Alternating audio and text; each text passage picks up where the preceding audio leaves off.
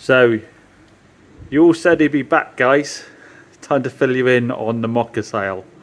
So, for those who watch the channel regularly, that was the Mocha that we sold in a previous video, and it was one you said I never should have sold to that customer. And it appears there's a possibility you might be right, because I think that is the third visit. So let's catch up on what's been happening after we sold it. So just to update those of you that don't watch the channel regularly and won't know what that car was, it was a 2014 Vauxhall Mocha 1.7 diesel with 106,000 miles on it that we sold to a customer after putting it through an MOT, where we did all tyres all round, we did discs and pads all round. I think we did some suspension bushings, and it was an advisory free MOT. He came to buy the vehicle off me. He was short of money. I wanted to negotiate quite hard on the cost of the car. He'd sent a car back to another dealer, a brand new car back to another dealer that he wasn't getting on with, and used his return rights, because there was one fault with the vehicle, with its steering, I think. Used his return rights to send a brand new car back, and decided that he didn't want to finance a car anymore. He wanted to own one outright. So he's obviously going from something absolutely brand new to something that is now over 10 years old. It's got 106,000 miles on it rather than brand new with 0 miles on it. Quite a difference. And that, to a lot of you guys, set alarm bells ringing, which is probably quite right. The fact that he wanted to negotiate quite hard, probably quite right.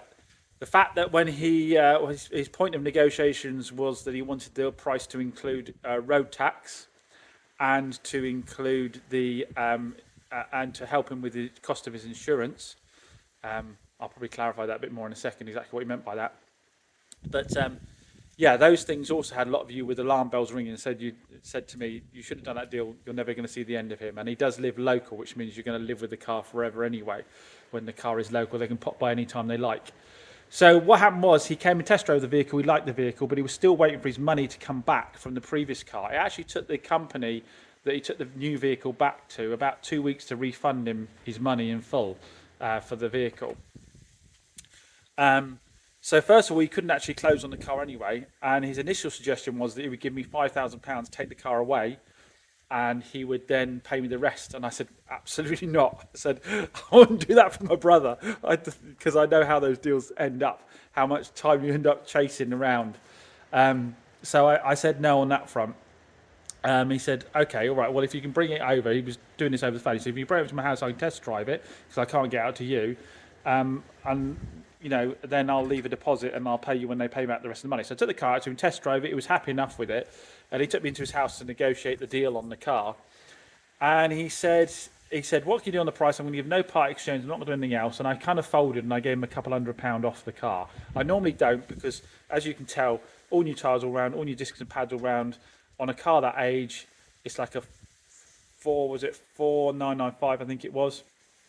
I'd already spent about £700-800 on prep on it and gone over and above on it. I could have just done a couple of tyres. I did all of them. I could have just done the minimals, but I did, you know, everything needed to be done to make that car bang on. So I wasn't really willing to discount. Why should I? Because the price was exactly where Auto Trader said should be price-wise as well. But in the end, I folded for a couple £100 because I thought at the end of the day, I'm not having a Part X in, and I've not even had to advertise it, so I saved myself a bit on advertising. So after we agreed the £200 off, he then went on to say, okay, but the road tax is, what, £150, so what can we do about that? I was like, well, nothing. I can't give you £200 off and pay your road tax, or give you £200 off and discount another £150 for the road tax. You're going to have to swallow the road tax cost. And then he said, oh, my insurance is going to be like £2,000 on it. And I said, well, that sounds really high. He said, yeah, so I need a little bit more off you to help me with that, because that's such a high cost. I said, well, the way I can help you with that is get you a better quote. I said, that's way too high for sort of your age and the vehicle you're driving. He didn't use online much at all, so I showed him like comparing the market, whatever, and got him a quote at like £800 or £900. So saved him a load of money there. So we agreed the deal with just a couple £100 off. Told me to sort his own road tax out. And then it was a case of him ringing me every day pretty much thereafter to update me as to whether the people had paid him his money back on his car or not. So the day came, he picked up the car, and we spent quite a bit of time together because I had to go and pick him up, bring him back here, then wanted me to walk him through all the features of the vehicle. He did complain a few times it didn't have some of the features of his new car, but I had to keep reminding him it was a 10-year-old car, not a brand new car. And he went off a happy bunny. It was then about 2 days later, I think, he messaged to say to me that there were a couple of things with the car. I forgot what I know one of the things was he thought the speed limiter wasn't working on the steering wheel to limit your speed, not cruise control, but if you want to set it so you don't go above a certain speed. And he said, is that something we saw? I said, well, I've got no idea at all. I said, it could be the switch itself. I said, in which case it'll be easy for the guys to identify that and we can order a replacement, we can fit it. I said, or it could be wiring. If it's wiring, it might be something that, to be honest, I'd be better off taking the car back off. So if that's a feature you absolutely have to have on your vehicle, then yeah, I said it might be better off taking the car back off because wiring can run into hundreds and hundreds of pounds trying to trace what the fault is with the wiring. He said he'd take it down to the boys at Moores and get it checked out, which I believe he did, and I think it was user error, so it wasn't actually a problem with it. But apparently while he was down there, he started to ask about service history on the vehicle. He started to ask about whether it had oil filter changes and so forth. Now, I gave him the service book with it, and with that was a load of invoices. And I was pretty convinced that the car was serviced November last year. I do check that. If it's due within the next 6 months, I always do oil and filters on the car. Anyway, so the Moores boys went through the paperwork, which apparently was only the book, and they couldn't find a service there. So he rang me up. They gave me the heads up he was asking about servicing, so he rang me up and asked me about it, and I said to him, I think there is a receipt in there for November. So he called me back and said there wasn't, he couldn't find one. I say I'm pretty sure it was there, but I don't know what happened in between. I thought, well, for the cost of an oil and filter, I'll just put this to bed and say I'll agree on oil and filter. So I rang Moores boys and said, I'll do an oil and filter, but if he wants any more than that doing, he's going to have to pay himself. So he then booked it in with the guys. They did the oil and filter, they fitted the oil and filter, and all was good. But apparently, Sten started to ask them about the cam belt on the car. And again, I'm pretty convinced there was an invoice in there for around about 80,000 miles for a cam belt on the paperwork. But I don't keep copies of the paperwork. I give them the paperwork along with the service book. So again, the guys checked the paperwork he had, which was basically the book, and didn't find any evidence of a cam belt within that. And we've got no way of proving one way or another whether it did or didn't have. So the Moores guys gave me a ring, gave me the heads up. He's now asking for the cam belt to be looked at or done, and he asked them whether it's something I would do or not, and they said they couldn't commit to that because it wasn't their decision. And the reason you've seen the chap leave is because when I turned up this morning, he's been sitting here since 9 o'clock, waiting for me to turn up to tackle the question of getting the cam belt done with me. I wasn't here because I'd gone to pick a car up from the paint guy.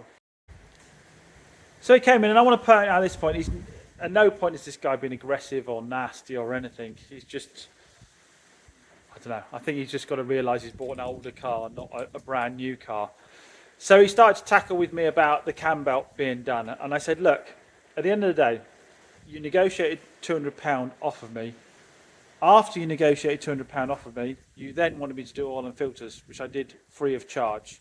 I said, it's a little bit like me taking a car and part exchange off someone and saying to them, I'll give you £3,000 for it, and then ringing them up a week or two later saying, oh, I've realised that, XYZ doesn't work on the car. Can you send me another couple £100 on top? The deal's been done. If you wanted some other work to be done, we need to discuss that at point of sale so we could agree the deal. I could look at my margins and agree with what I would or wouldn't do for you. I said, I agree, the cam belt, if we haven't any proof the cam belt's been done, again, I'm pretty sure it was in the invoices, but if we haven't got any proof the cam belt's been done, and it's something you want doing, then I'll try and help you, but it's not something I can eat, not on a 4995 car, whatever, 4795 car. I said, I can't be eating a £500 cam belt repair after doing oil and filters for you, and dropping £700-800 in it, doing tyres, discs and pads. I said, once you bought the vehicle, maintenance is your job is maintenance. A cam belt that hasn't been done is not a fault with the vehicle, it's a maintenance thing. And when you buy a used car, you take over the maintenance of it. And if, like I said, if you want a dealer to do certain servicing work to a vehicle before you buy it, then you need to agree that with him. And to be fair, he understood that. I said, look, what I can do for you, though, I said, is I can get it done at my trade rate. So I can buy the cam belt kit in for you. I said, I can get the Moores guys to fit it, and I get them to bill me, and then you can pay me so that you get it at a lower rate. And what I've managed to do is get it down from, I think the quote was about 400 and a bit pounds for them to do it, to down to a couple £100, and me get it done for him. So he's going to have his belts on, but have his belts done as well. So he's got to put that in with them directly and have it done. But I do kind of get the feeling, like a lot of you said, that still won't be the last I see of him. I still think I'm going to own that car forever because he lives just down the road. Like I say, I don't think he's an unpleasant guy. I don't think he's not. I wouldn't even call him necessarily unreasonable.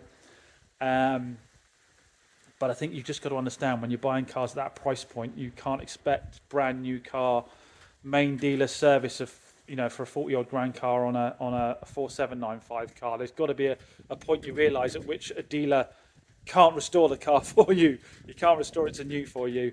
Otherwise, you'd be paying new prices for it. So comment down below. Let me know what your thoughts on that are. Did I deal with it fairly? What do you think you might be back for next? And I look forward to the comments from the people that seem to think that, yes, I should have not only done the cam belt, but should have repainted the vehicle, replaced all the suspension, replaced all the electronics on it, and warranted it for 5.5 years.